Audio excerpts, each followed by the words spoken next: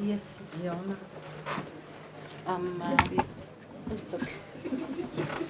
Though I prefer speaking when I'm standing, but, because of space. Yes. Because of space, I'll just sit here. The application by the investigating officer is brought under Article 49(1)H of the Constitution. 49(1)H of the Constitution. He's seeking to have the two suspects detained for a period of 21 days as he conducts his investigations. That article requires him to give compelling reasons why they should continue to be detained. We'll be asking you to consider the reasons given under paragraph 15 of the IO's affidavit.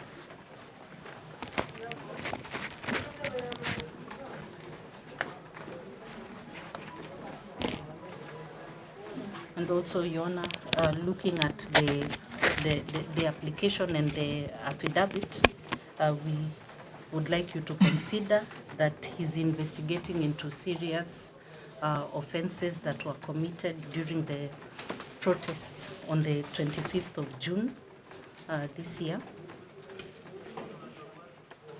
particularly the extensive destruction of property that was caused in Molo sub-county, to which the suspects herein have been linked in preliminary investigations. There was also, from the application, we also note that there was a conspiracy involving the suspects to cause destruction to the Molo police station, the sub-county offices in Molo, as well as the judiciary premises in Molo. But, Your Honor, their efforts were thwarted by the police, who managed to overpower them.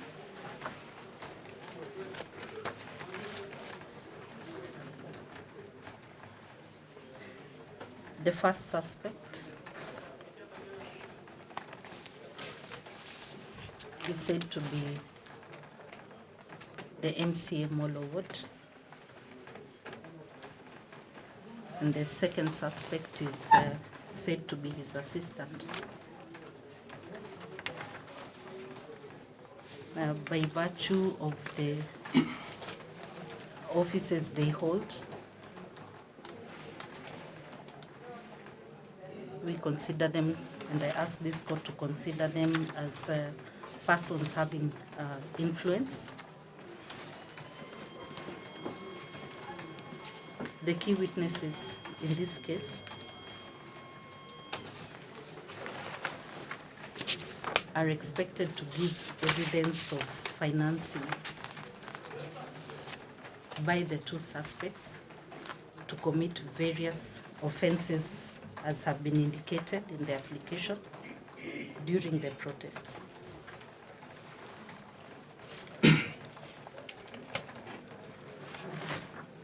That is why the investigating officer needs these people in custody, as there is a great likelihood that they may interfere with witnesses, key witnesses.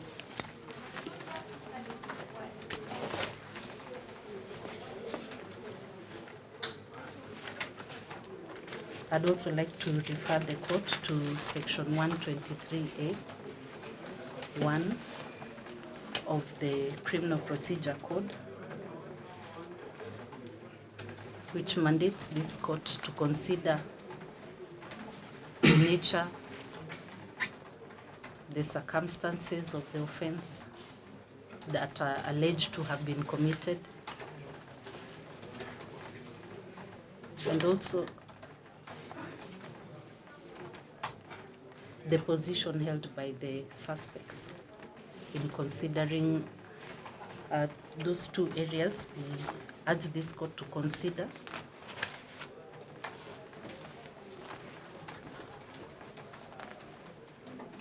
in denying the suspects bail at this stage.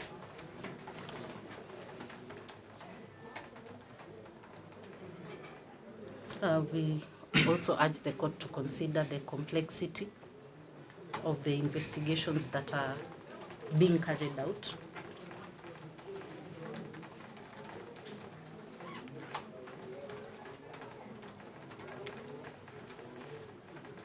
The investigating officer is required to obtain statements and evidence from members of the business community in Molo.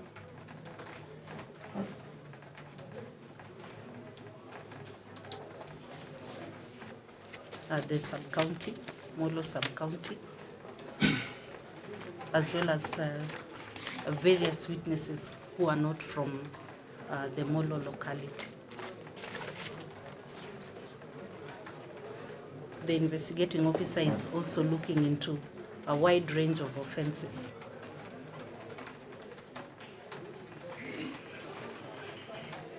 And it is clear from his affidavit that the apprehension on our part is that these witnesses, the suspects, there's a great likelihood that they would interfere with the ongoing investigations. So I pray that the officer's application be allowed.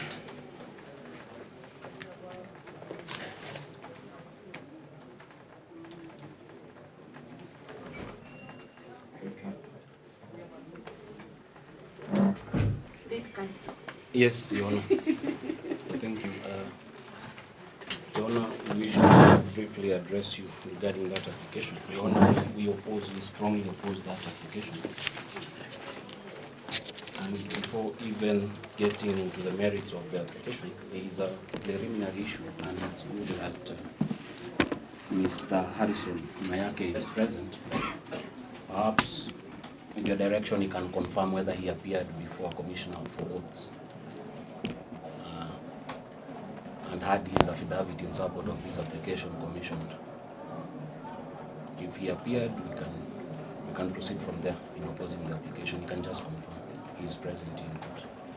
And which commissioner did he appear before?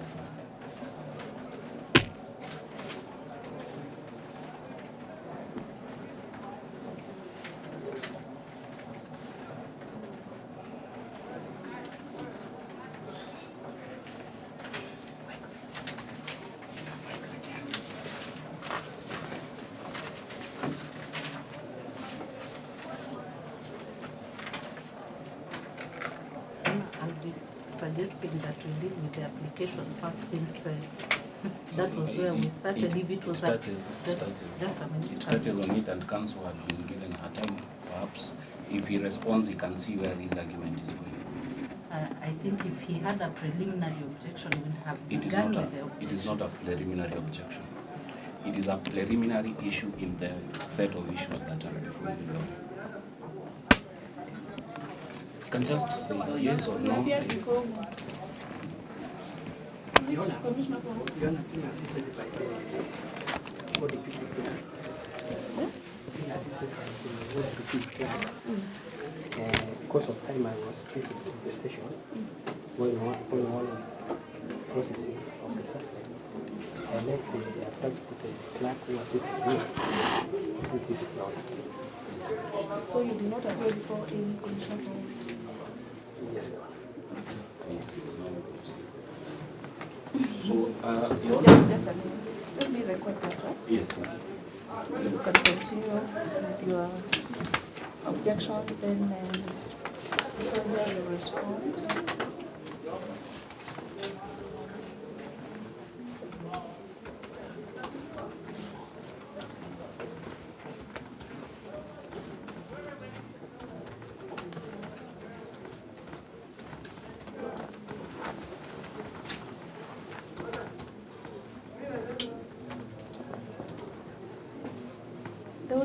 office here in Nakuru or in Molo? In Nakuru. Yes. Haina shida. So, Mr. Okeno, continue. Yes, Your Honor, the application before you is federally defective. And we say it's federally defective because it's unsupported by facts. Your Honor, you've just confirmed from the person who has sworn the affidavit in support of the motion that he did not appear before any commissioner for audits. So there is no affidavit in support of the notice of motion because whatever is there offends the provision of the Oaths and Statutory Declarations Act. He was supposed to appear. I know I write fast but not fast. Okay. It offends the provisions of. Of the Oaths and Statutory Declarations Act. Because, Your Honor, under that act, a person who swears an affidavit is supposed to appear before a commissioner for oaths in person, Your Honor. We've just been told that did not happen in this instance. The second peculiar thing, Your Honor, I urge the court to take judicial notice that there is only one advocate in the entire republic by the name B.E.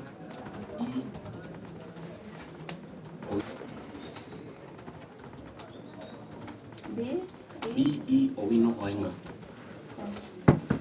And by coincidence, Your Honor, that advocate is here before you, representing the respondents who are the accused persons hearing.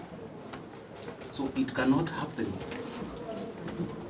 that advocate for the respondent is the one who commissioned an affidavit aimed at detaining his client.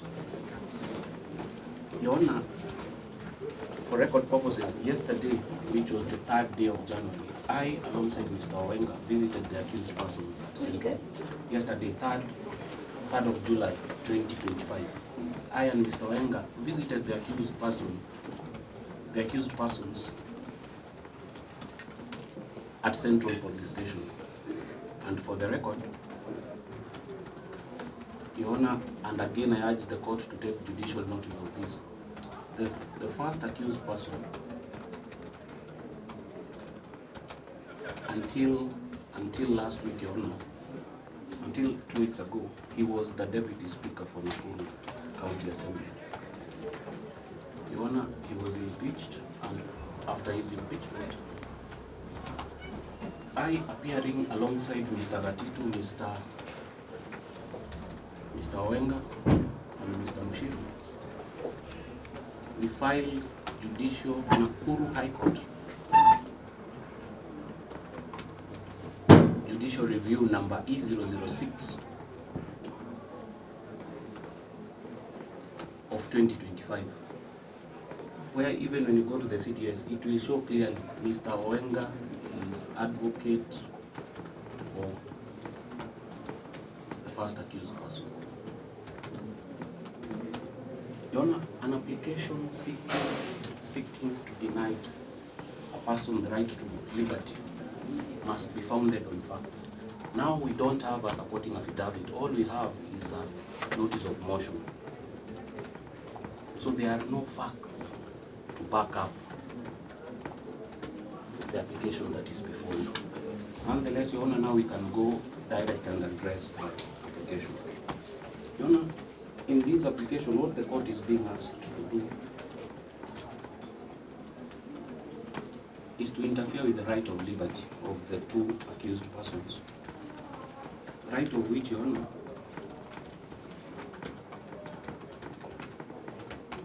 is enshrined on the Bill of Rights. It's one of the rights under the Bill of Rights, Your Honor.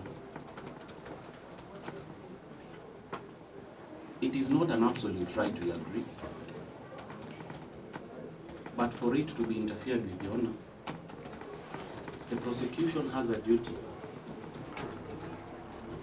not just to give reasons why the right should be interfered with, but compelling reasons. There's a difference between reasons and compelling reasons.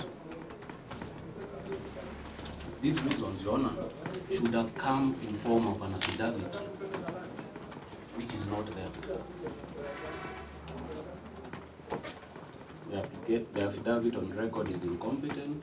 It cannot amount to an affidavit. It cannot support the instant motion.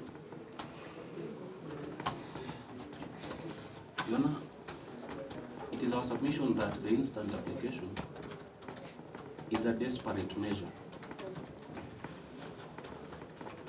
Your Honor, by the police to be seen to be working, Your Honor, especially in light of the protests that happened on 25th of June 2020. Your Honor, as it has been stated in the notice of motion, whatever the accused persons are being accused of over here are said to have happened on 25th of June 2025. And today, The protests were on 25th of June 2025. And they were national protests, not just in Molo. So they are being accused of? Whatever they are being accused of, the stealing, arson, allegedly happened on 25th of June 2025. And today is the 4th. Today is the 4th of July 2025. So the prosecution has had 9 days to investigate this matter. Your Honor, again we submit the rule of the thumb in criminal proceedings is that you investigate first, then you arrest. You don't arrest, then seek to investigate.